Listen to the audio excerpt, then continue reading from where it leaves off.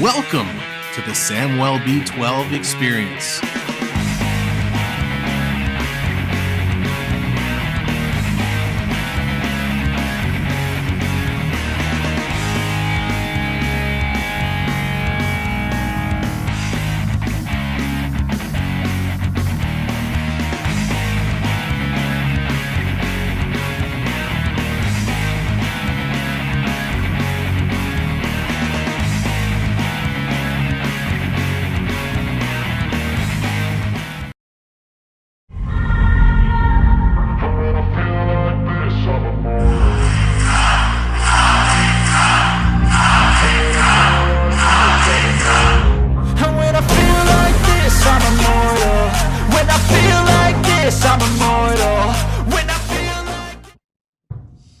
Hey, what's up, everybody? Welcome to the show. I am joined today by the one and only Patrick Kane. Patrick Kane was supposed to be here, but he was a little tied up after losing to the Ottawa Senators last night. Had to get a dig in real quick. Ladies and gentlemen, from the Florida Park Explorers, the one and only the Bear Shark. Mr. Shark, how are you tonight? Apparently, I'm a little heavier than Patrick Kane. I'm a lot older as well. How you doing, Buff? You look the same to me. I'm fantastic. So great to sync up. Of course, we got to see each other IRL a couple of weeks ago, which was awesome. And now we're back at it talking some hockey. So what's up? Let's see who we got here. Monorail Steve kicking it with us. What's up? How's it going? Gator Ghost in the house. Not my circus. Good to see you. Noah's Ark as well. Hello there. Thank you for joining in. And if you're just coming in on Ninja, welcome. Thanks for tuning in and hanging out. We're going to have some fun tonight. In case you didn't know, it was trade line day today. In the NHL, there were a whole bunch of trades. Well, maybe not a whole bunch. I think maybe they hit 20. But we're going to review this whole week because so much has happened. And we're going to talk through it. Morgan, what's going on? Welcome in. And before we do, Bear Shark, since we've talked last, the Rangers, they weren't in a good position. They were struggling, sitting about the middle of the Eastern Conference. I think they're doing a little better right now.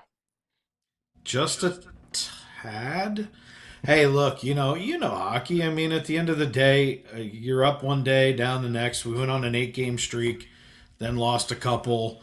I think with the trade deadline looming, they all say it doesn't affect them, but we know it gets in the locker room. We know that they hear it, they think, hey, what about this? What about that? And the whole Patrick Kane thing went on for so long. I mean, it was almost 11 days. Everyone knew it was coming. It was just, the politics of salary cap in today's world.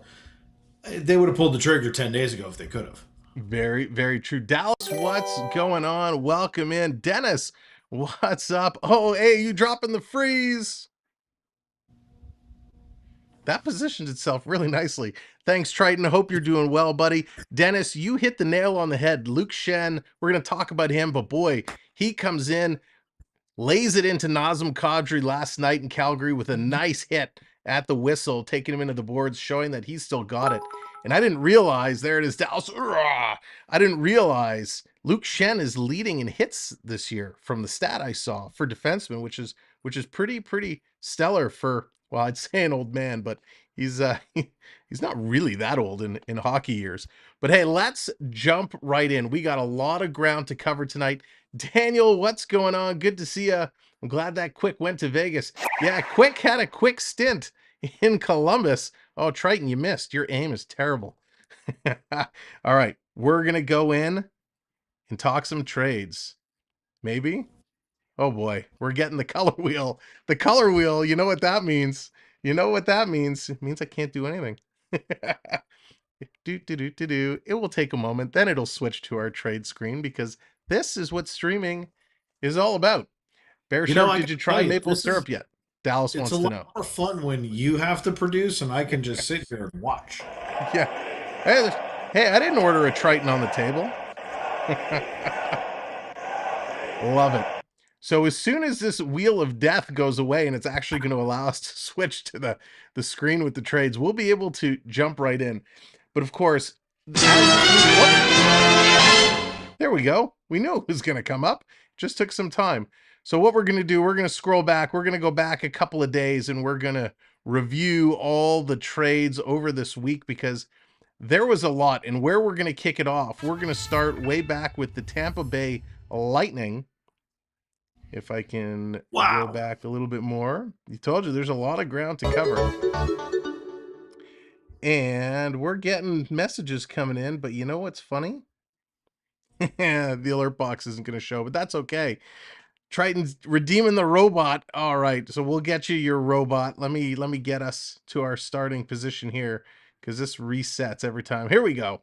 We're going to kick it off with the Tampa Bay trade, and Triton, just for you, little there you go, a little robot just to get you going. Okay, so Dave's killing himself. He goes, "What did I sign up for? I did not agree to come in and have to get dancing." I'll be right back. Yeah. I don't have a cricket sound effect, but that's okay. All right, Sam's robot is a winner or is it a loser? Yeah, I agree. That was pretty weak. All right, so we're going to start things off tonight with the Tampa Bay Lightning. Now, this took place a little over a week ago, February 26th to be exact. The trades were starting to heat up. Things were taking place, and the Tampa Bay acquires Tanner Jeannot. They bring him over from the Nashville Predators in exchange for Cal Foote, a 25 top 10 protected first rounder, a 24 second rounder, a 23rd third rounder, a 23rd fourth rounder, and a 23rd fifth rounder. Now, maybe I'm missing something here. And I know Tanner Jeannot was, having a good rookie season a couple seasons ago, was up there to be considered maybe for Rookie of the Year. Is he worth all of those draft picks? What's up, Brian? the redemptions are coming in fast and furious. I love it. So do you think Tanner Jeannot is worth all that? I certainly don't think he's worth all that. I took a nap after the first 10 names you read off, and it was like, look, it all depends upon where Tampa sees themselves right now, right? They feel like they're gonna what, four-time it? Like, where are they at? What are they thinking? Like, are they thinking that they're still in win now mode? Like they've got to do it right now, right this second, because that's what it looks like. They just gave everything away. If they don't do it again this year, in my opinion, based on this trade alone, the mentality wise, you won't see them making a playoff appearance for 7 years. Yeah, and the issue that Tampa Bay is going to have is the same issue that we have as Leaf fans, and that's that we're going to have to go through the Boston Bruins at some point. So you're going to have to go against Boston. How can you bet the farm and give up your future like that to go against the Bruins? I don't know. I think that's a tough call. You just did the opposite of what we normally do, which is you started at the end and immediately jumped to the finale of the Boston Bruins. Yeah. Let's just call it what it is. Fastest team in NHL history to 100 points. What is it? First best defense, second best offense. A goalie who's out of his mind right now. Yeah, like literally, I think he actually put a force field over the net. And then last but not least, they added to an already a great team and made it better. They're the hardest team to beat right now. And they just bet everything in the world on. I got to be honest with you, so do the Rangers. We have $1,608 in salary cap, and we played with 5D last night. So, it's gonna be crazy. We're gonna get more. We'll talk about Boston coming up, but then the next big deal after the Jeannot was the Toronto Maple Leafs. Kyle Dubas, who says, "Hey, I'm fighting for a contract extension. I need to get something done." He goes out and exchanges Joey Anderson and Pavel Gouglev, a conditional first rounder in 25, a second in 26, and get Chicago to retain 50% of McCabe's salary, bringing over McCabe Lafferty and a couple conditional picks as well.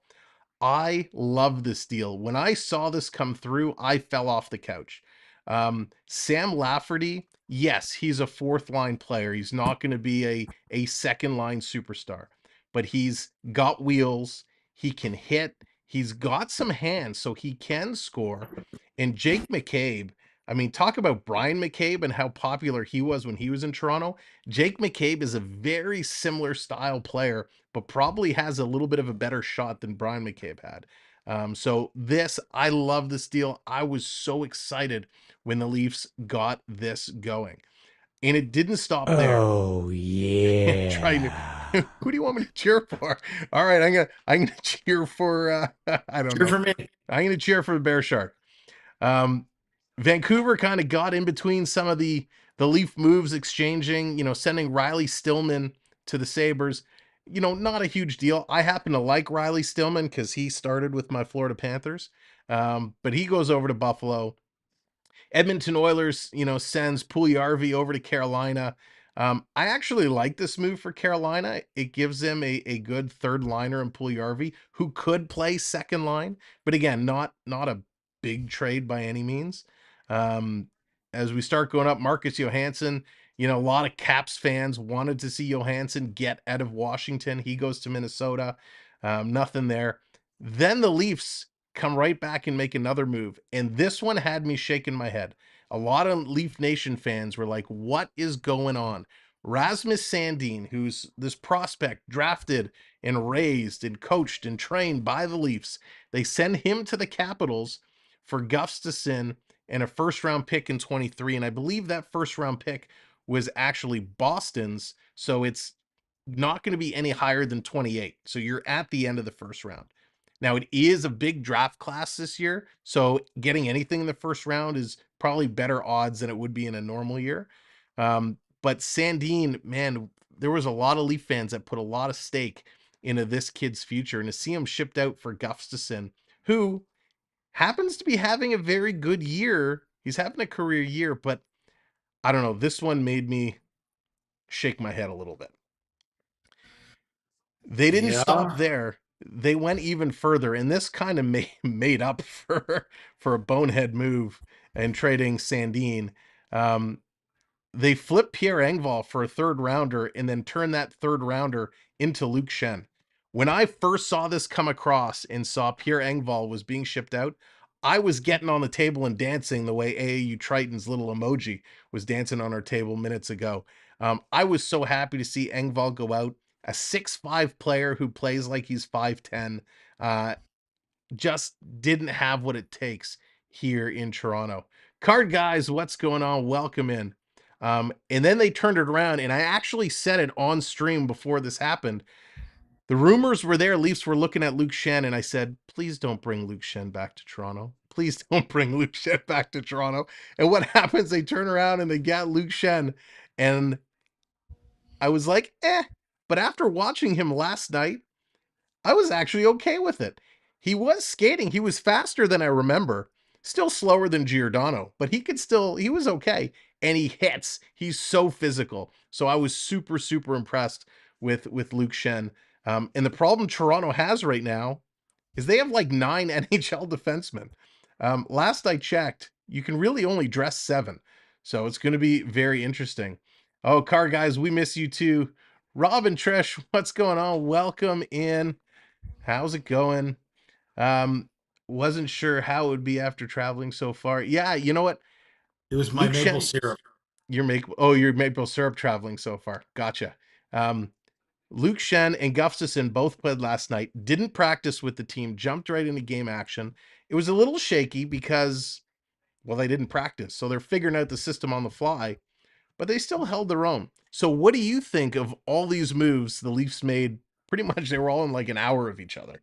Well, and that's the thing is you look at the way that a trade is done, and it's kind of um, I like how fast because it's orchestrated. I know we're doing this, we're going to do this, and this is how we're going to pull the trigger. So it tells you that it's not a knee jerk or a hey, the only way we're going to get this done is if we make this stupid trade. And it's kind of like when the Rangers, the only way to get, Kane was to go on a, bring in another team. You guys did that by orchestrating groups of players. Sandine was a surprise. There's no doubt. You got like, I kind of went like this, like, all right. Um, Shen back, okay. The real question is are you better off? And I think that's like you said about Gustafson having a career year. Sometimes that's chemistry and the fact that you like where you are, and then you get traded and the fire goes out. It's like I'm not 100% sold on that. To be perfectly frank with you, I think it's a bad move because at the end of the day, it's really one of those. It seems lateral. Yep. Like we need to do something at the trade deadline, so let's do this. And let's be honest, you know what you're getting from Shen. Okay, like you're getting solid. Um, but Sandine, I think, is the head scratcher for me. Yep. Yep. For sure. CeeLo, what's going on? Welcome in. I was very surprised with Sandine as well, and I don't know what they're going to do. I actually thought something else was going to happen today, that they were going to unload one of these many defensemen they have. I get the need for depth, um, but having nine NHL defense is a lot of depth. Yeah. Mind you, a couple of the salaries are 800,000, so it's okay to have. Um, they didn't get in on the Chitrin one, and yeah, Daniel, I saw your comment. Chitrin goes to Ottawa. We're going to talk about that in a bit. He got hurt last night, so a little bit of a oopsie daisy. But you never know what's going to happen with these moves. No. Um, this was another big one, and CeeLo, I'm glad you're here for it because I know this one stung a little bit. Nashville sending Matthias Ekholm in a 6th-round pick to the Oilers, and the Preds get Tyson Barrie, Schaefer, a 1st-rounder, and a 4th-rounder in return. Solid pickup for Edmonton picking up Ekholm. Listen, we know the Oilers are damn good when it comes to McDavid and Draisaitl and Evander Kane when he's healthy. But they were a little weak on the back end. And even though they do have some solid defensemen, I think pretty much trading up Barrie for Ekholm gives them a little bit of an upgrade. So I think that's a nice move for the Oilers.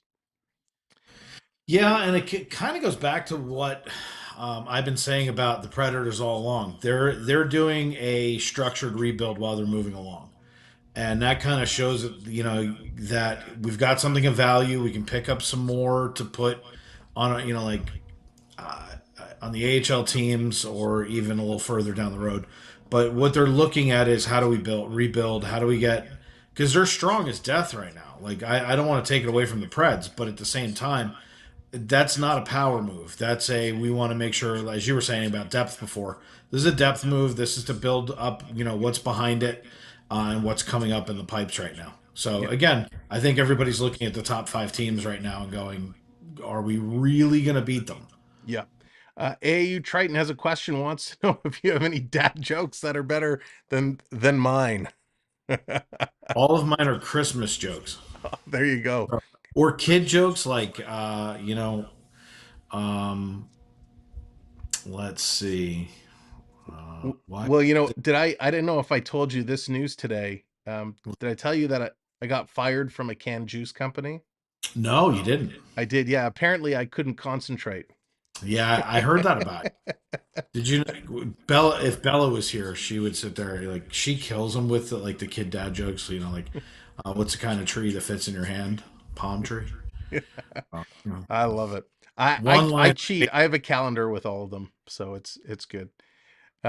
Then of course Nashville wasn't done. They made a change with your Rangers, picking up Ruschahoff, the Hoff, Yeah, going to the off, Predators. off. And you guys acquired the whopping future considerations. So So don't you love that delineation when they sit there and they're like, "Hey, so what do you want back? A water bottle?" yeah, I think reservations at your finest restaurant from when we're in town. I mean, is that not the best loophole for salary cap you've ever heard in your entire life? Phenomenal. I mean, Uh, I love this. Can we get rid of half of our team to that? That's the real question. Yeah. because $1,000, I don't think we can even get. I don't even think we can feed the team beers. Yeah, it's so funny. Um, Minnesota acquires Nyquist from the Jackets for a fifth rounder. And then it is the big enchilada, the trade that everybody was waiting to hear. Patrick Kane going to the New York, I want to say Islanders, going to the New York Rangers. And oh, yeah, Cooper Zek is in there as well. So Patrick Kane, he goes over. Chicago gets a conditional second and a fourth in 23. A couple names that I can't pronounce: Sarjarvi and Wilninski, and they retain 50% of Kane's salary. Then the Rangers somehow managed to convince the Arizona Coyotes to retain another 25% of the salary for a third rounder. So, Arizona right now, they have more money tied up in dead salary than they do they're paying their active roster, which is pretty wild. Video Game Central, what's up, Jordan? How you doing, bud? Good to see you. So that's the big one. Obviously, you're really disappointed that you guys gave up all those draft picks. Um, Yeah. So I guess we start off with this. uh, so Patrick, where will you waive your no clause to? The New York Rangers. Who else? The New York Rangers. I'm sorry, who? The New York Rangers. So what you're saying is you want to go play for the New York Rangers? Yeah. so Um, it was an interesting story leading up to it because we know there was lots of talk. Was it going to be New York? Was it going to be Toronto? And everybody was waiting to see what it was going to happen. And then the Rangers go out and get Tarasenko. And Patrick Kane says, crap. What are they going to do? Well, I'm going to make my bet and go to Toronto. Well, then Toronto goes and signs Ryan O'Reilly. And Kane says, crap. I want to go back to the Rangers. Chicago, you have to figure out a way of making this work. And the Blackhawks, to their credit, they realized he didn't want to be there anymore. They did the right thing. They lowered their asking price. They worked with the Rangers to get a deal to get him out. And well, all in all, I think he's super excited. And forget about going a chance to be on the Rangers and a chance to win. He's excited to be back with Panarin. Reunited, and it feels so good. So back again. We know yep. they've always had this loving relationship, passing the puck back and forth when they'd be playing against each other. Little love taps on the shins as they'd skate by at center ice.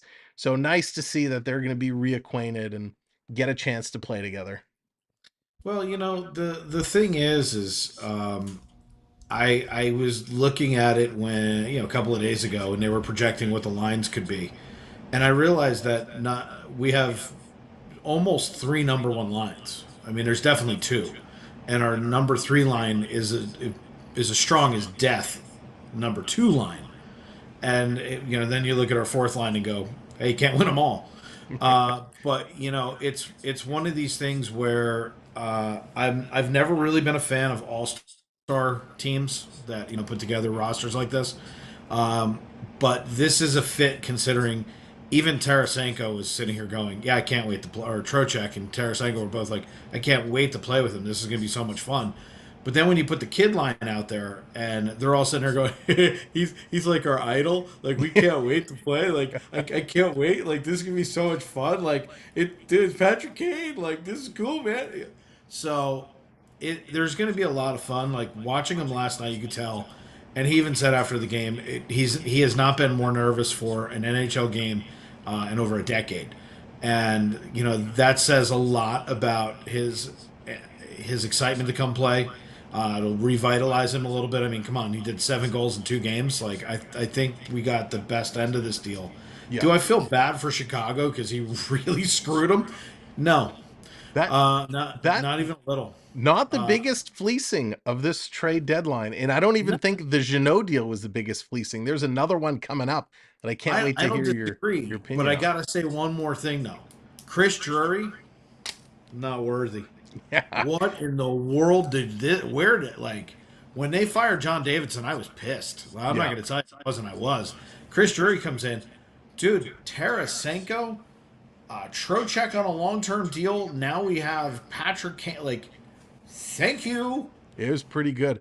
Marshall, That's what's it. going on? Welcome in. I am fantastic. Hope you are as well. Bruce, how's it going? Saw your comment earlier about the defense of the Rangers. You know, they Adam Fox, obviously he can't carry the whole thing. You know what you're getting No. with Truba. He's a hard-hitting defenseman.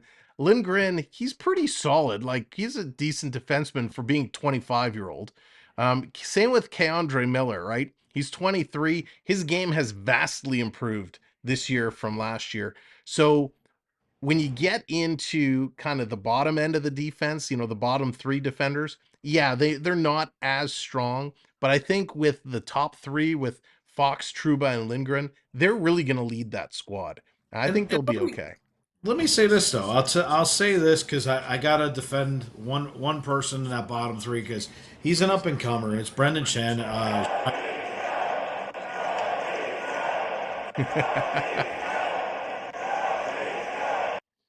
Schneider is one of those.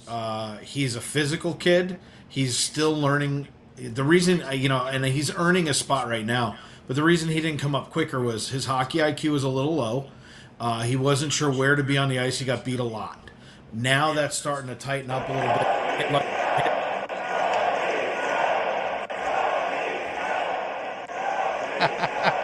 United, what's going on? I love The, everyone's the coming and kid, dropping the leaf emojis. Dave's the trying to talk kid. Rangers.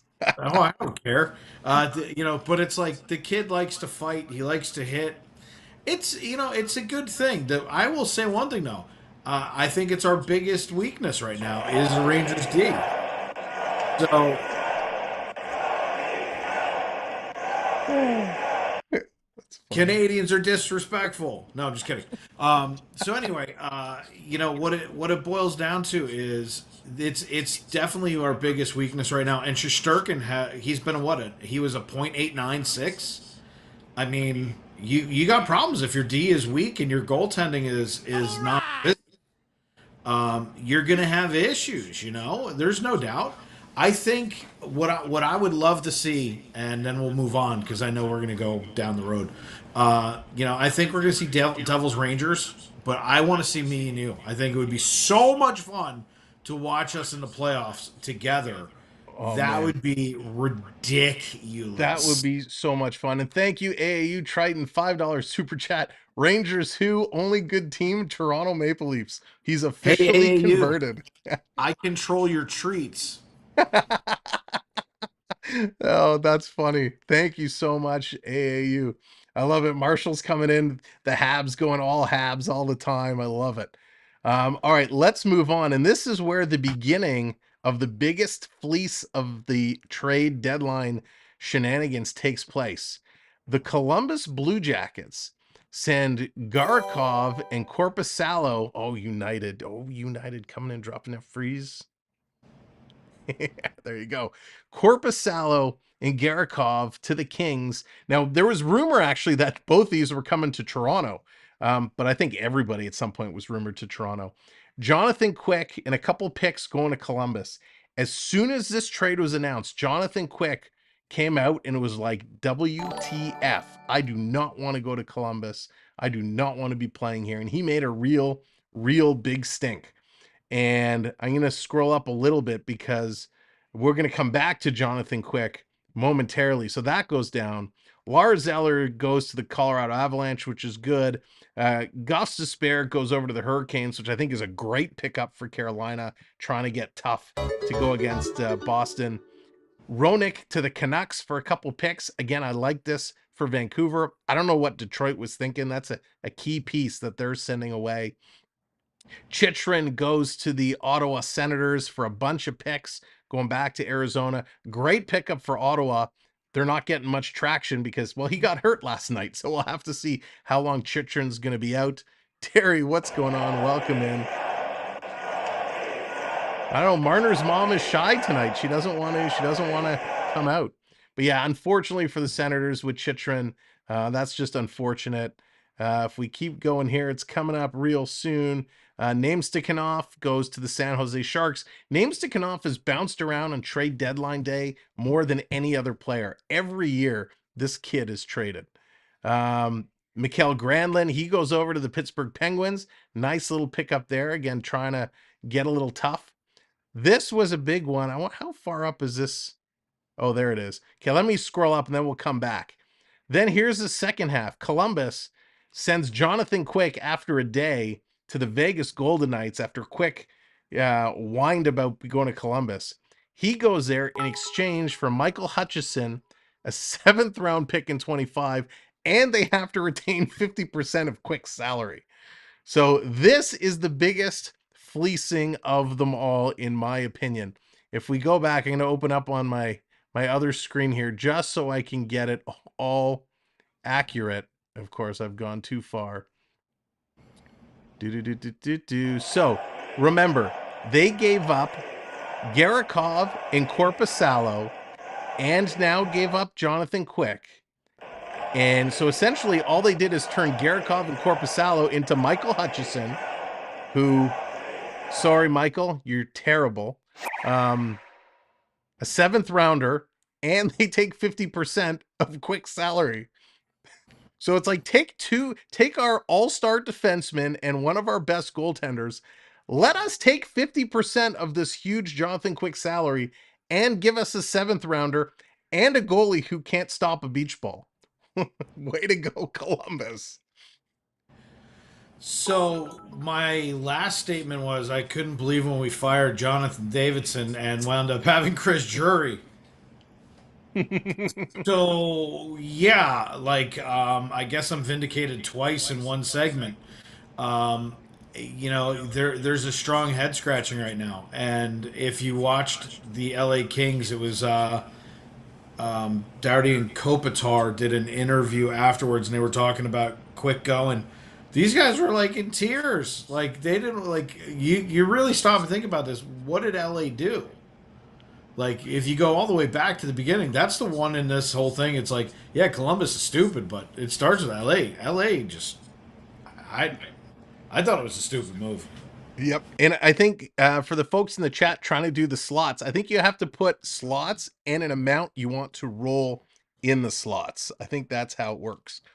So if you do slots 25, I think that is how the slots actually work. Theo Sam Eagle, what's going on? Welcome to the show.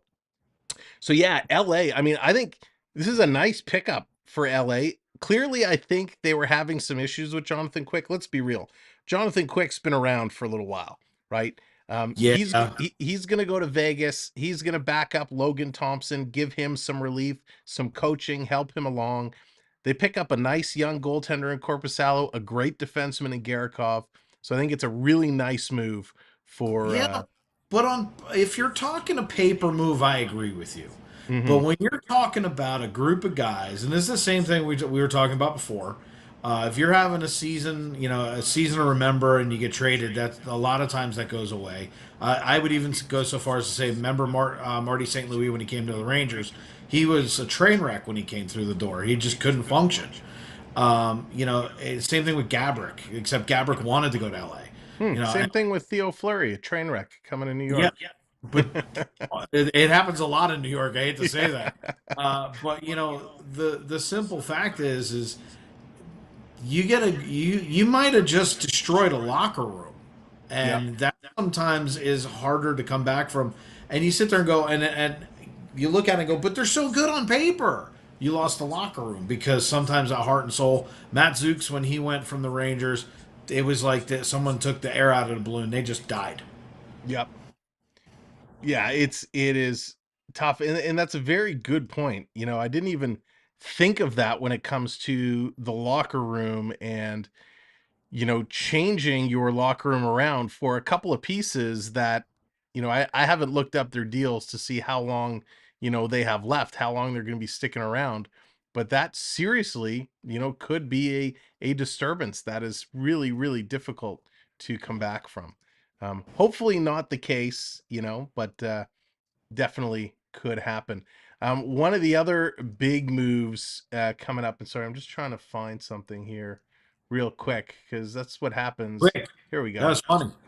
You're looking Uh, at it real quick, huh? Real quick, yeah, Yeah, just there you about go. as quick as the stay for Jonathan Quick. Somebody said redeem Stone Cold Steve Austin. Cause that's the bottom line. Cause Stone Cold said so. There you go, a little Steve Austin for tonight's show. Yeah, I'm gonna splash the drink. It has to drip all the way down the shirt. I like this jersey more than Stone Cold. There you go. This this to me was the surprise trade of the day of the week, more so than McCabe coming over to Toronto, more so than Kane going to the Rangers, more so than Ryan O'Reilly coming to Toronto. Tyler Bertuzzi goes to the Boston Bruins because these guys need more firepower. What the hell? Like, a great move for Detroit. They pick up a first rounder in 24, a fourth rounder 25. They're retaining 50% of the salary. Um, this was a crazy move. Crazy move. Let me just say this. Boston, you were talking about like hoodwinking everybody.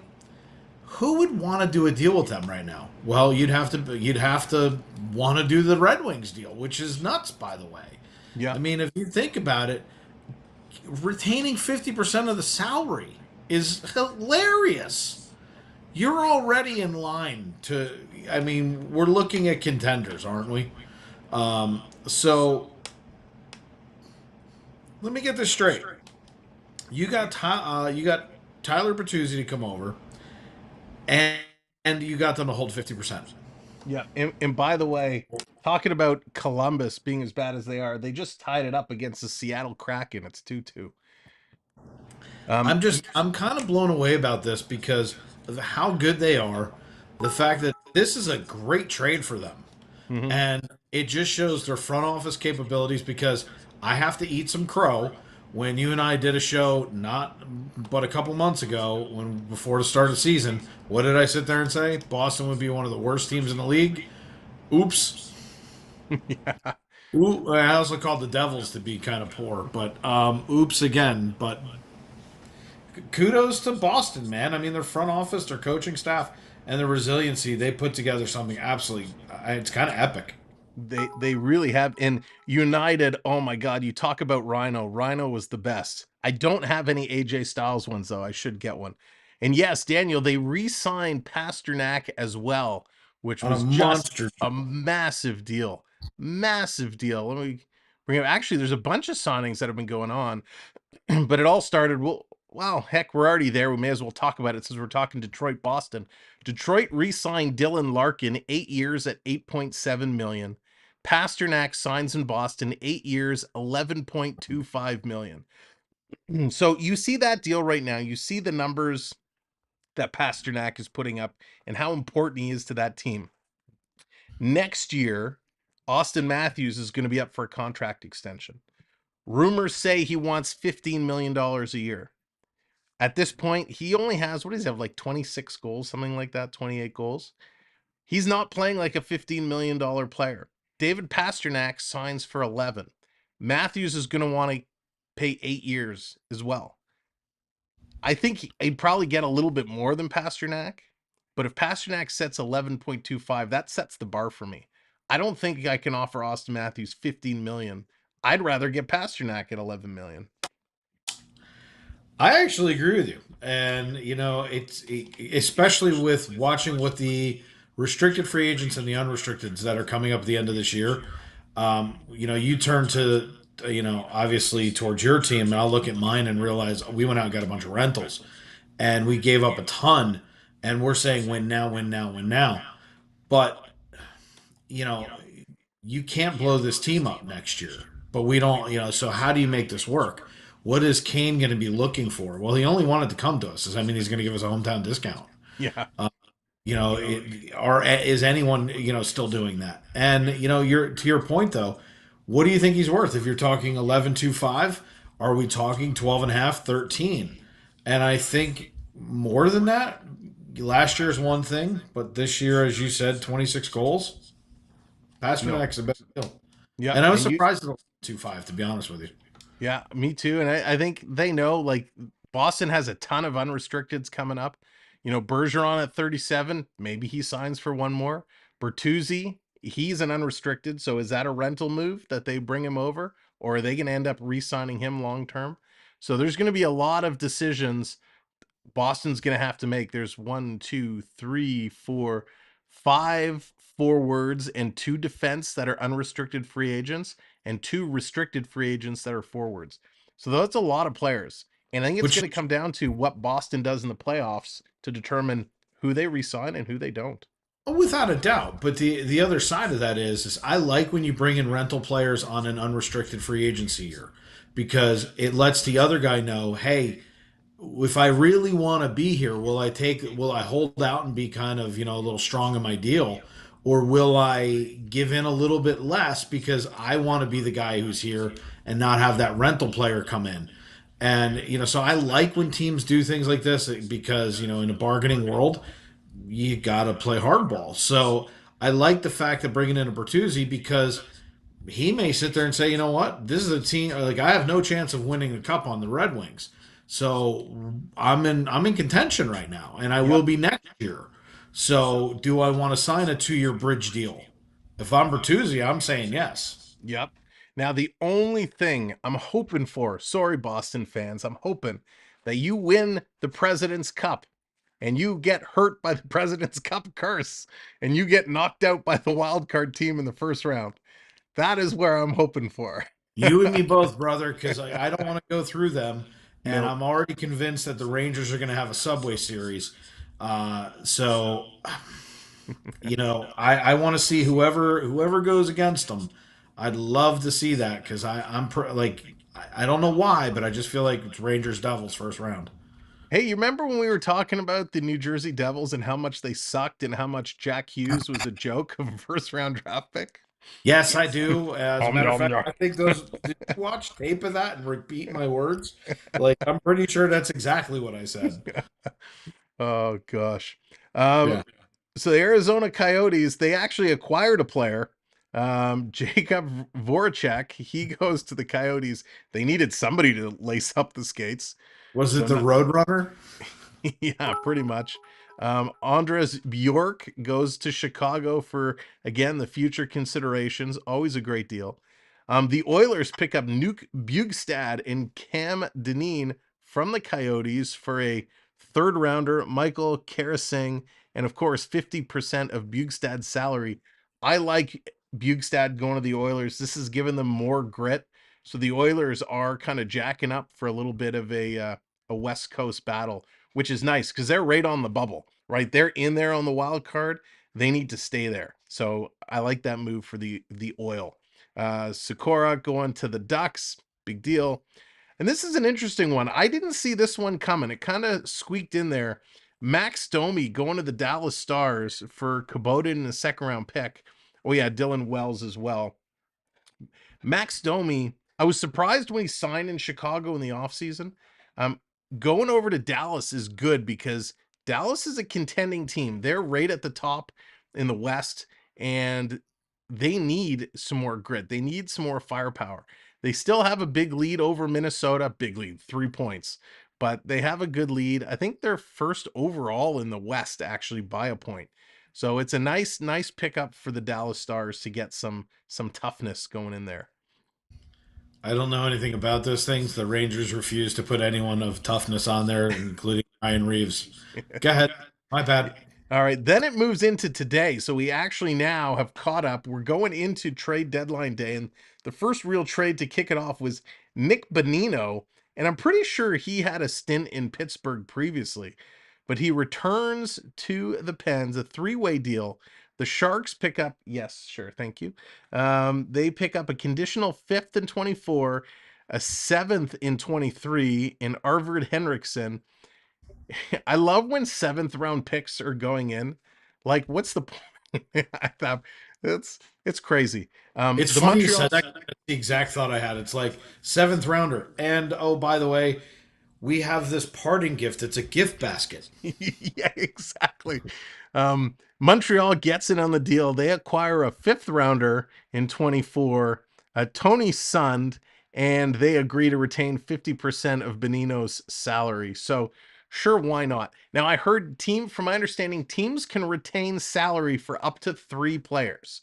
So it's kind of interesting the way teams use other teams like that. It's like, hi, friend, I want to be your friend. By the way, I want to buy this really expensive toy. Can you spot me 50% of it? I'll give you a slushie or something later on. Like, it's crazy. I've always equated it to going out drinking with your friends and then everyone saying not it, and you have to not only pay the bill but be the designated driver. And it's like, oh, this sucks. Oh, God. Uh-oh. I'm getting a notice here. My goodness gracious. AAU Triton. AAU Triton, why are you doing this to me? Our good friend AAU Triton, who by the way just hit a milestone of 750 subs on his YouTube channel. So congrats, buddy. He loves this conversation. He loves all the people in the chat. He wants to give somebody a $10 Amazon gift card tonight. He wants to give away a $10 Amazon gift card. So what we're going to do, we're going to open this up for a raffle. Let's see if it'll work today because it was giving me some problems the other day. We're going to open this up raffle style. You're going to claim a raffle ticket and then we're going to close it and pick a name at random. So let's see if this will actually work today. It doesn't look like it is. You know, when you do these automated systems, all you ask is that they work. You know, it's not so much to ask. And of course, it doesn't want to. So what I'll do, I'm going to try and set up a new one. Maybe it's just that one particular giveaway. Maybe I've exceeded the giveaway queues. Let me delete it, re-add it, and we'll see if we can get another one going here. Oh, that's If why not, there was an active one already open. Oh, you bonehead. ah. So what? No, this is closed. So I while you're don't fixing understand. this, let me just tell you the funniest thing I read in hockey news this week. So Ryan Reeves, which we all know how much I love Ryan Reeves, apparently he went to a kids hockey game after scoring his first goal, and kids came up to him and said, "I've scored more goals than you have," No way. and they were like 10 years old. So I Outstanding. just had to say that because, well, pillow hands, I'm so happy you're gone. There we go. It is active now. You can win a $10 Amazon gift card. All you have to do is put !enter in the chat, and that will get you registered. And we will leave it on for a little bit. We'll close it. And thank you, AU Triton, so much. Triton, drop your link in there. If anybody here is not already subscribed to our good friend AU Triton, hit that man up, give him a sub because he does so much for everybody and he does such cool things on his channel. So thank you, sir, very, very much. !enter to win. All right, where were we? Nick Bonino. All right, the Wings say send Jacob Verana to the St. Louis Blues. A couple picks going back and forth there. The New Jersey Devils picking up Curtis Lazar in exchange for a fourth in 24. I like this. Lazar, nice little player, nice little pickup for the Devils. Give him some depth that they need, which is a good pickup. Kings picking up Zach McEwen. I don't know, it doesn't really do much. Brendan Lemieux going over to Philadelphia. Names ticking off. Hey, traded yet again. Names ticking off now, heading over to the Winnipeg Jets. I think he's trying to get a whole lot of stamps on his passport and collect airline tickets or something. This poor kid. So he's going to Winnipeg in exchange for a fourth rounder. Montreal Canadiens get in on the mix, picking up Frederick Allard for Nate Schnarr, going to the LA Kings. Ducks in Pens, another change. Dmitry Kulikov going over to Pittsburgh for Brock McGinn. Minnesota and Buffalo. Jordan Greenway going over to the Sabres in exchange for a couple of picks. This is an interesting move by the Sabres. The Sabres are just on the outskirts, right? They are slowly creeping up. They are 4 points behind the New York Islanders going into tonight. 4 points. So Buffalo, same with actually the Ottawa Senators, the Florida Panthers, and the Washington Capitals. So it is a race for that second wild card spot, even the first one, because Pittsburgh is only at 71 points. A huge race for the wild card spot. So Buffalo trying to make some moves. Can they slip in there? Going to be interesting to see who ends up in that wild card position, but I don't think it's going to be enough. This next deal bothered me. The Leafs send Drayden Hunt to the Calgary Flames for Radim Zorana. So let's face it, Zorana prospect probably not going to amount to much. You're not going to see him play for the Leafs this year. Drayden Hunt, I kind of like what I've seen from him. I was really expecting him to, have a bright future for the Leafs, but I get it. They have to move him out, and out he goes. So Drayden Hunt moves. Then there was a deal of the brothers. Nick Ritchie exchanged for Brett Ritchie. The Ritchies are exchanged. Troy Stetcher and Connor McKay also part of that deal. They go back and forth. Which is pretty cool. You see the Richies being exchanged. Would have been cool if they ended up on the same team together, but Right. not in the cards. Ottawa picking up Patrick Brown. Again, you're probably like, who? Exactly. Sorry, Patrick. Dallas Stars and the San Jose Sharks swap players, Scott Reedy and Jacob Peterson. And this was a big one that came in that I don't think anybody was anticipating. We know John Klingberg was atop kind of the board, the trade bait board. He ends up going to Minnesota in exchange for Suster, the rights to Narastenko, a 25th fourth rounder, and Anaheim's retaining 50% of Klingberg's salary. So an interesting move by Minnesota, and I wasn't really sure why. I mean, they're in the playoffs right now. They're on close, right? 76 points. So there is room that they could get knocked out. Klingberg is a pretty decent player, but I don't know if he gives Minnesota a whole lot that they needed. So that one I was confused about it. I wonder if they would trade John Tavares. I wonder who would be the captain. United, I doubt it. I'd be shocked if they did. There's no way Toronto's trading a Toronto boy. They worked hard to bring a lot of local talent to the Leafs, but in the event they did trade him, you have about 5 other captains on the team that you could give it to, whether it's Giordano, O'Reilly, but they would probably, if they moved it, if they gave it to anybody, it would be Matthews. And in my opinion, as much as we love our Austin, I don't think he's a true leader. So what do you think about Klingberg going to Minnesota? I don't think it matters much. I mean, I hate to say this, but I stopped looking at the trades of this year because a lot of them seemed kind of like, you look at a trade like this, it's kind of desperate. Yeah. And you see a lot of these trades where, you look at what they got back in return, and Minnesota's a contender. We all agree. I mean, there's no doubt. The question is can they win? I don't think the answer is yes. I just don't. I agree. And Not this year. they're a good team. Did this do something for them for the next 2 to 3 years, which is when they will make their run? No. And again, you're talking about a 25 fourth rounder. Who cares? 50% of the contract. It's probably not. I mean, is it going to kill them? No, because they'll divide it out.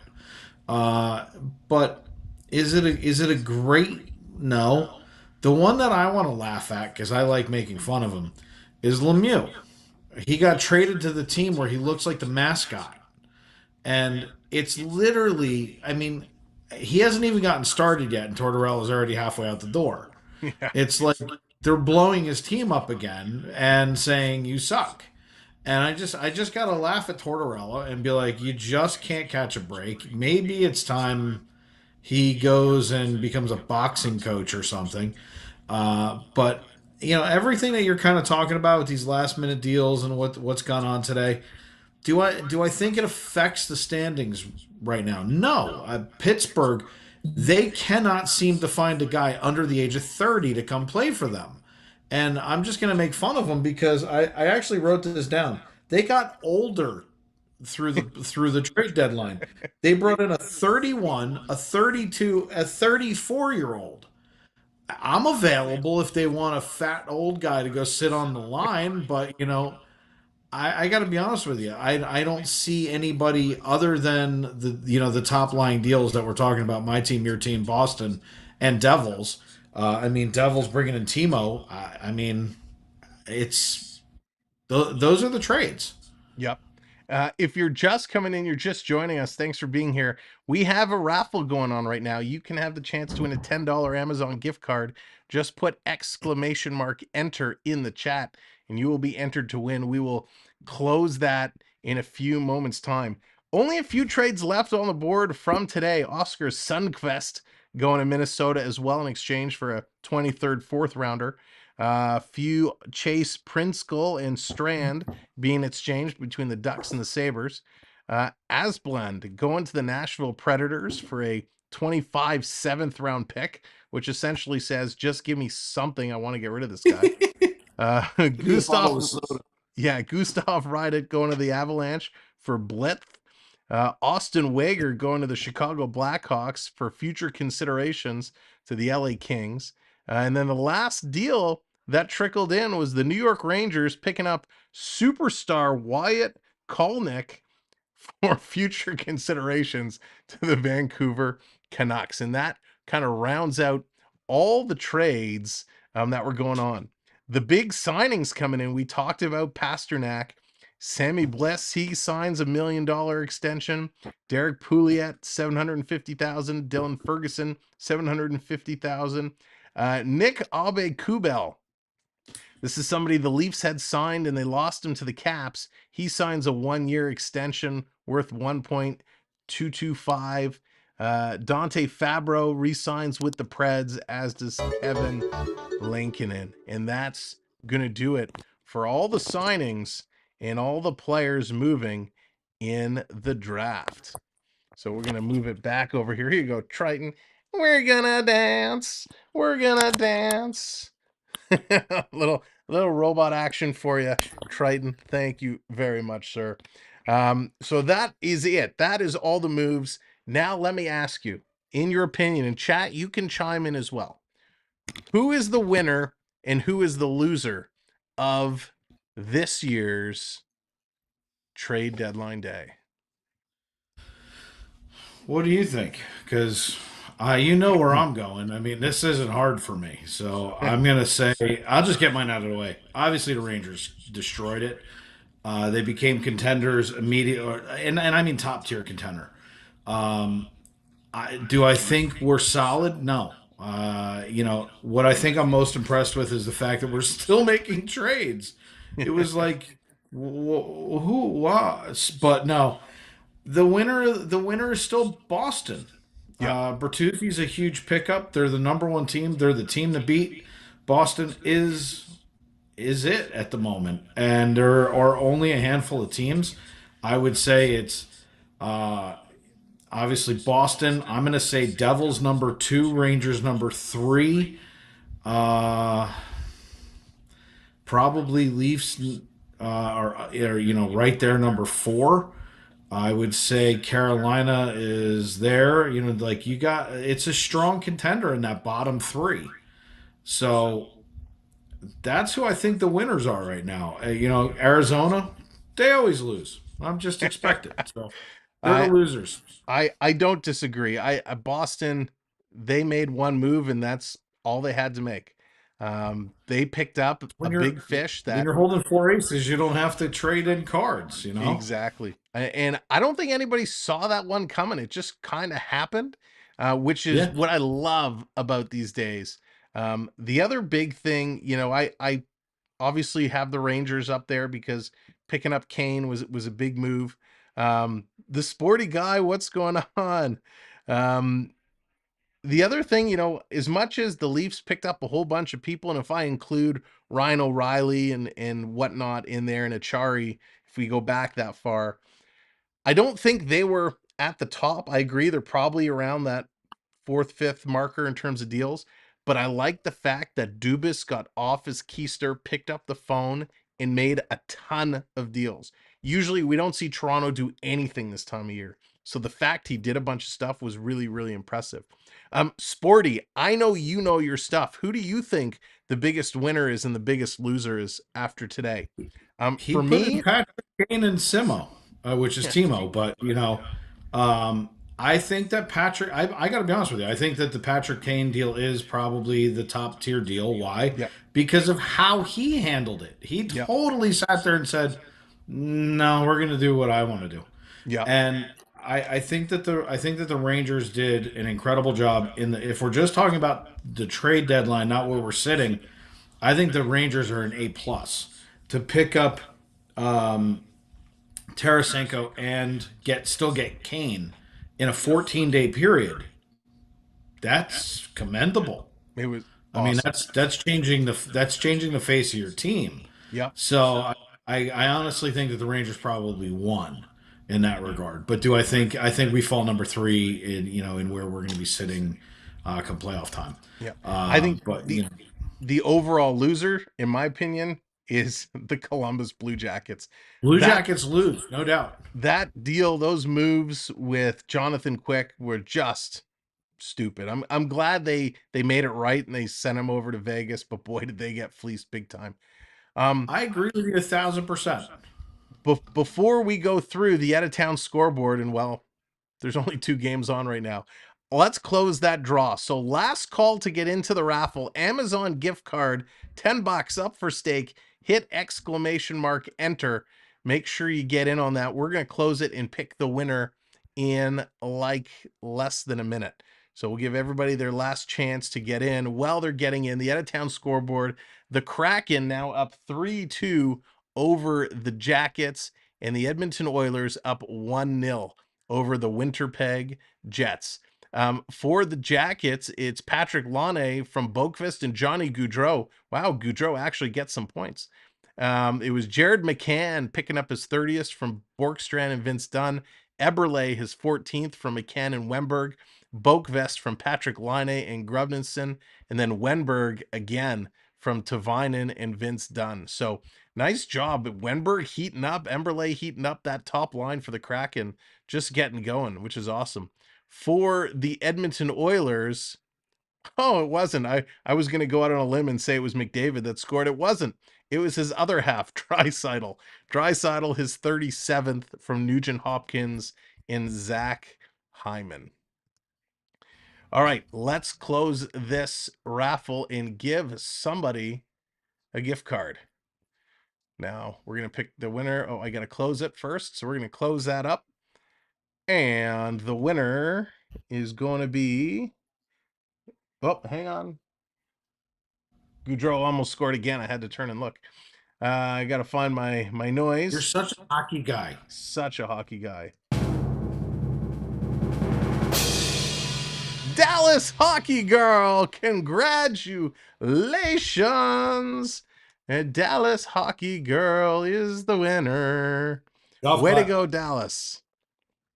Now, Dallas, you are on the clock. You have 1 minute to claim your prize. I hope you didn't fall asleep or go grab a snack. So congrats, Dallas. I will donate my gift card. Ooh. Oh, Dallas, look at that. Throwing it back in the pot. All right. We're going to pick another winner. I mean, that means I gotta reset this. Look, Dallas, you're causing so much trouble. All right, we're gonna do this again. Thank you, Dallas, very much. She's gonna donate it back in. The next winner. Whoop, that's the wrong sound effect. Here we go. Daniel, congratulations, Daniel. If you are still here, my friend, you are now the winner. So Daniel, if you are here, let us know. Otherwise, we'll spin the wheel again. So all in all, pretty cool. No, I'm not going to lie. It was a pretty lame draft deadline day. Not a ton of trades. The week leading up was awesome. There was so much Yeah. action, some twists, some turns. You know, it was suspenseful. It was incredible. We saw our winners and losers. Now, going into the playoffs, knowing that we have this ridiculous playoff format still ahead of us, do you have, and you're going to have to take the Ranger hat off for a minute because we know, obviously, the favorites. Camden, what's going on? Who do you think you're excited to see and who's going to go the furthest? And before you answer that, Daniel, congratulations. Send me a DM on Instagram. I'll get your email and we'll get you that gift card. So Daniel, DM me on the IG. And congrats, buddy. All right, so playoffs. Who you taking from each conference? We'll go East and West. You said I can't pick my team. Well, you could. Okay, so All right, it's let's still going to be Boston. Like, I'm sorry, but look, I'll go ahead and save a lot of time. I think Boston goes the distance. you said they go the distance. I think you know, like I could say, like, and by the way, I'm not going to be that guy. I'll still pick everybody. But I will say this: we're at a place where when you look at how dominant a team can be, they're dominant. When we were looking at this now, by the way, there's so much hockey to be played. And this is the other side of it is we love doing this. You and I love doing this at the end of last year, the beginning of during the summer. We did this about 92 times. Here's the thing. You're only one injury away. That is true. But if we're talking if the hockey gods align and all things stay as they are one of the, if not the most dominant. I mean, you're talking, what did I say before? They were they're the best defense, second best offense in the NHL. The fastest team to 100 points ever. Yeah, it's crazy. This is hard to do. Like it's not a simple but nonetheless, if I were going in the Atlantic, I'm going to pick Boston, obviously.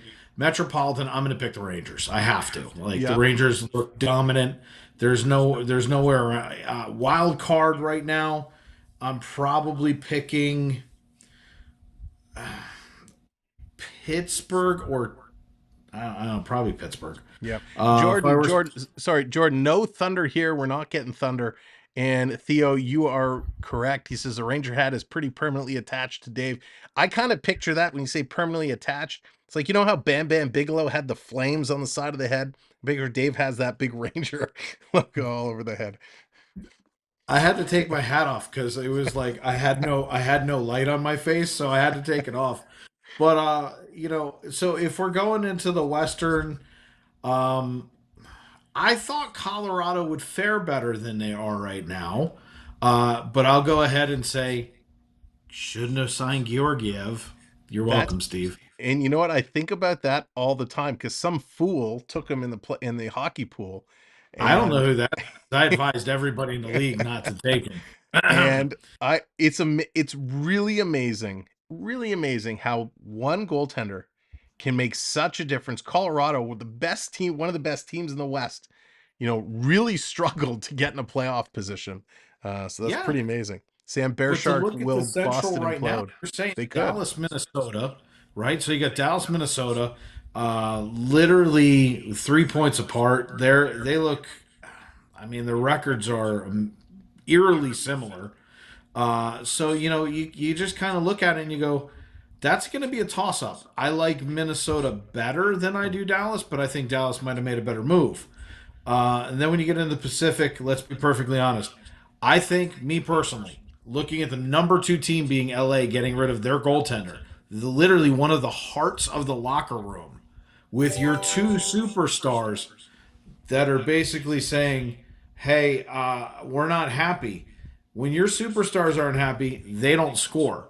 So Vegas runs away with this because, by the way, Quick is now there also. Yeah.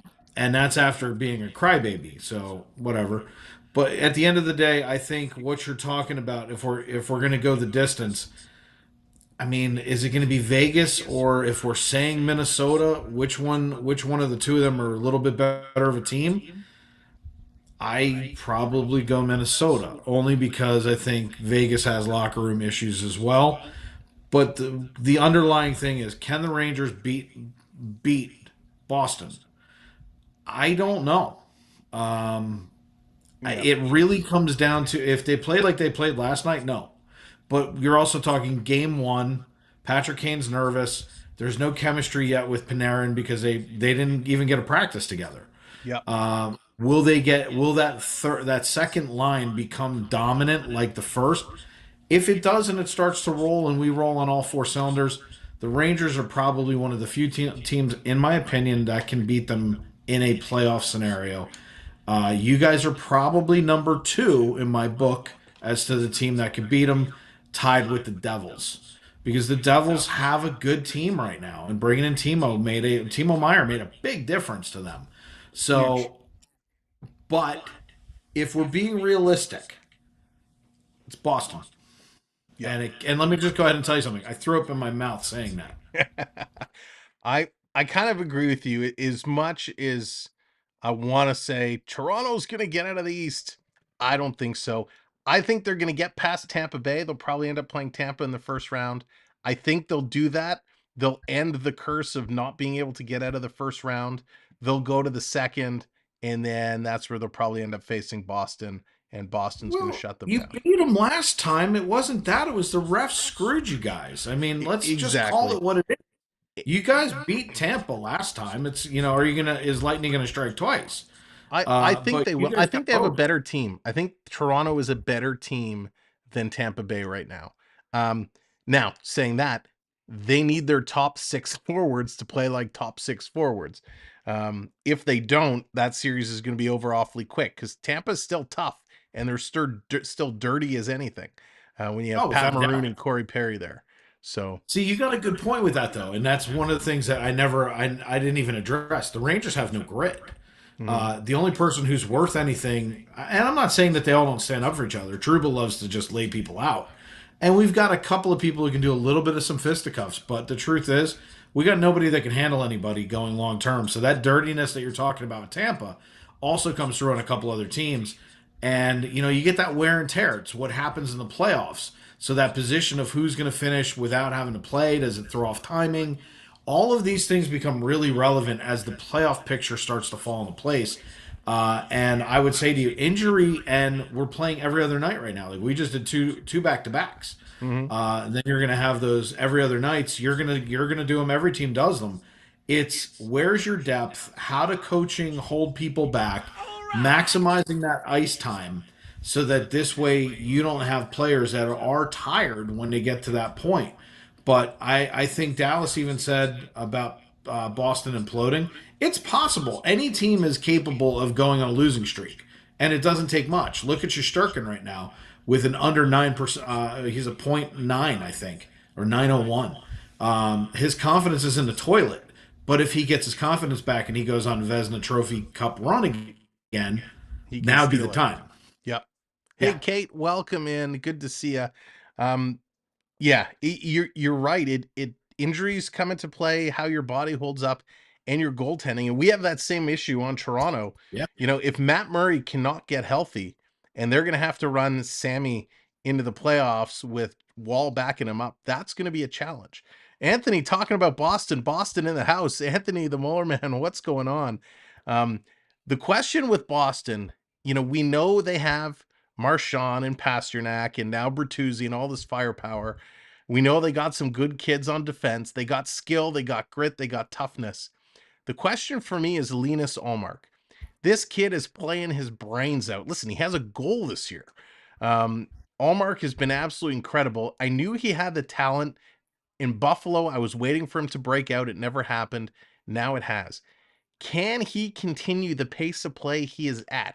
If all of a sudden we get into the beginning of the playoffs and he becomes human, um, that opens up the door for someone to take out Boston. So it's going to be very interesting. I see. I couldn't agree more. And once you start narrowing it down to what we're actually talking about right now, everything is, and people laugh, but you can have the best roster, you can have the best this. They're still people, and the human factor does play a part. in this. You know, if you overplay a hot goaltender, they get cold. Hmm. Again, I'm coming off a Vezina Trophy winner last year, who is at an 8.96 or a 9.01 right now. It happens, and I mean, you know, you hear things like this, and what does he say in his interviews? He says, you know, it'll come back, it'll come back, and it could come back 2 weeks before the playoffs. And if it does, and the guy becomes a brick wall, good luck. We used to say this about Vasilevsky as well. You know, some of it is timing, and Boston right now is having a hell of a run. I mean, 100 points, fastest ever. Something to be said about it. But to your point, what did you say about the President's Cup? That's what I'm I don't want hoping. it. I don't want it. Yeah. I don't want to even be near it. That would be something if Boston wins the President's Cup, they turn around and they get knocked out in the first round. That would be Dude, nothing something. would make me happier. Yeah. If that was the case, let's just say Boston is eliminated, right? Toronto gets by Tampa. You have the Rangers who are going to, move forward. Still going to be a tough battle. All of a sudden, we have an Eastern final, Toronto and New York. That would be epic because, listen, Pittsburgh is Pittsburgh. I don't think they beat the Rangers. I don't think they beat the Devils. I don't think they beat Carolina. Same with the Islanders. I don't think they beat any of these six teams. I think, Carolina, as much as I like them, I don't think they're going to get by. New Jersey is playing crazy hockey right now. So it's going to be the Devils or the Rangers coming out of the Metro side. If it's not Boston coming out of Atlantic, it's going to be Toronto. And I really hope this year we get that Toronto New York matchup. Um, It would be epic to do just because, for the most part, you just leave me on mute in the bottom corner of your screen while we watch the games together so that you can hear me and no one else can while I'm screaming at the television. But I will say this: it would be epic to watch. It'd be a lot of fun. Um, on paper, and this is that joke we said 25 minutes ago. On paper, I have one of the best teams in the NHL. I have a argumentatively bad defense. Okay, like my top two are great. My second two, my bottom two or three, I wouldn't even write home about. So it's really going to come down to, yes, can we do the Happy Gilmore instead of trying to actually hit and then putt? Can we do goal hole in ones every time? Can we just play hockey in the offensive zone? If we do, everybody's screwed. Our power play is going to be to die for, and if Shesterkin turns it on, he'll carry games that we're not supposed to win. And if that happens, yeah, the Rangers, I'll put them up against anybody in the West, and I think that we're a winner. yeah. The biggest question will be, and my biggest question is still coming out of the Eastern Conference. It's you, it's the Devils, and it's Boston. There's nobody else I'm really even looking at that I think holds a candle. Yep. Be the puck. Be the puck. That's right. Exactly. The West is really interesting. I kind of agree after talking through it. With LA moving quick, I think that's going to have more of an impact negatively to that team than it would positively. Vegas, I kind of like the way Vegas is stacking up, and Vegas is another team that we talked about at the beginning of the season. Not going to have a good season, and boy, did they make us eat crow as well. They're Yeah. up there. I'm kind of hoping, I want to see my Seattle Kraken somehow get through. They're my surprise team. I picked them at the beginning of the year and said they're going to have a much improved team. They're going to be the big surprise. Lucas, what's I going would on? love that. I So would that would be love to see awesome. them. I'd Yeah. love to see the Oilers get there as well. That would be so good. Get McDavid to go through. So I'd be happy with Edmonton or Seattle going through to the finals. I know Seattle's Do a you long know? shot, but Do you know why I don't want the Oilers? And this is a stupid reason, but it is my reason, and I'll stick to it. It's McDavid. Like it's like it's like listening to the Babe Ruth of, and there's something that used to happen in football and in baseball. You get like this one star player, and I'm not saying that the Oilers don't have a good team. They do. But you go back to like the Cowboys when Romo was on the team, and they were like, "Oh, Tony Romo, Tony Romo."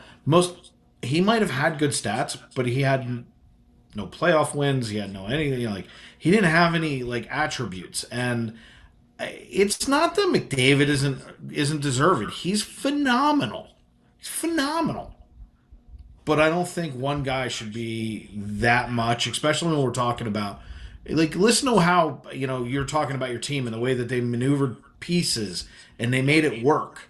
Mhm. And the same thing with the Rangers. I mean, we're down to $1,000 in cap space. Like there are teams that are sitting here doing all this stuff, and the only like the average person, if you said, "Oh, do you know anybody on the Oilers?" They're like, "Oh, Connor McDavid." Name me one other person, and they're going to kind of stare at you unless they're from Edmonton. But it's like, for the most part, though, the average hockey fan knows Connor McDavid, and it's like, I just don't, I don't know. It's a bad reason, but I don't want him to win because of that. Well, it would certainly be interesting if they got in there and made it happen. I kind of wish that they did. Kind of hoped for it, but Oh, oh I well. don't get me wrong. I hope they go all the way. You know why? Because your team, my team, Boston, and the Devils can all beat them. So, Yeah. like, if they decide that they're going to go the distance, kudos. Because I think it's a 5-game knockout. No matter what team I just named plays them, they're going to win one. Why? McDavid he's a game changer. I mean, if the kid's on, he puts 3 goals in the net, and you only put 2, they win. So it's not hard. But do I think that there are Stanley Cup Gretzky Lemieux Oilers? No. Yeah, I don't disagree. I don't disagree. Um it would be good. I just want to see a Canadian team get in there and have a chance at it. But oh well. Yeah, I can appreciate that, and I mean, there's the truth is, I'm trying to roll into the West real quick. Um, like when I'm sitting here and I'm looking at it, I think Calgary. I'm covered. Um, I think Calgary has as good a shot as Edmonton, to be perfectly honest with you. I mean, points wise, it doesn't say that, but I think that that's pretty close. And then, I mean, when you're saying you want to see, a Canadian team get in there, let's be honest. You guys are sitting at 84 points right now. How in the like? Oh my God! You just look at 101, and you guys are number 2 at 84. It's mind blowing. Um, but that's the thing is you look down at everybody. We're at 79. You're better than we are points wise. Carolina's 86. Jersey's 85. You're 84. And then when you look at the Western Division, I hate to say this, but there's nobody even close to you guys. Yeah. So that's what when they're saying 79s is their highest. Boston's at 101. Like right now, this is a no-brainer. Yeah. And you know what's funny? If we switch gears a little bit and we talk about Triton, get off the table. Come on, man. We're trying to run a show here. When you talk about McDavid, in the Oilers, this kid right now with 20 games to go, he's got 118 points, 52 goals, 66 assists. He leads every category for points right now. Who's number 2? Leon Draisaitl with 90 points is number 2. Pasternak is up there in goals. Rantanen, Tage Thompson. We haven't talked about Tage Thompson at all. Crushing it in Buffalo. On the assist side, Erik Karlsson having a career year. Shocked we didn't see Karlsson go somewhere. He was rumored to be moved. Mitch Marner up there on the assists. Game-winning goals, Leon Draisaitl with 9, Connor McDavid with 8. Like these two are just carrying that team. So From the let me ask you a question. goaltenders, yeah. What is an injury to Connor McDavid do to that team though? Oh, it cripples them. That's what I'm saying. Is Yeah. like there's nobody like look at your team. If your number one goes down, I'm not saying it's not detrimental because it is. But is it Connor McDavid carrying the team detrimental? The answer is no. Someone will move into that position. Will you score as many points? No. But his point ratio is that high. And that was kind of my point is the team is based around him. And if he goes out tomorrow, he blows an Achilles, he has an ACL tear. Somebody cross checks him and he wakes up and thinks he plays for the Kraken. You know, the changes the face of the Oilers entirely, as opposed to you guys have an injury to anyone or the Rangers have the same thing. I mean, if Kane goes down tomorrow. Does it change the dynamic of the Rangers? No. No. They didn't have one last week. Same thing with Panarin or a Kreider. Now, are they impact players? Without a doubt, but not like a Connor McDavid. Draisaitl is kind of. I almost feel the same way, but McDavid is that. He's that important. Yeah. I mean, yes, you have Draisaitl. Yes, you have Kane. You have a couple others, Zach Hyman, but that takes a total hit to your team. Jordan, have a good Yeah. night, buddy. Rest up. Um, Looking at the goalie side, we talked about Allmark. He's leading the way, 31 wins, followed by Vasilevsky and Shesterkin leading the way there. So no real shock. Allmark just crushing every goaltending category. When we look at some of the team stats, just to kind of close off some of our thoughts, Oilers putting up. Actually, Oilers and Boston are tied with the average 3.8 points a game. So Oilers and Boston are scoring like crazy, but it's two players on the Oilers, right? Boston, the scoring is a little bit more spread out. Buffalo Sabres are up there at 3.7, followed by the New Jersey Devils. So that's pretty interesting. Panthers, who I don't think they're going to make the playoffs. They have a long battle to get in that wild card. They're putting up the most shots per game at 36, which is interesting. They're just not converting. Calgary, Carolina, and New Jersey up in that area. Biggest goal differential and best plus minus, it's the Boston Bruins. Boston has an overall 104 goal differential.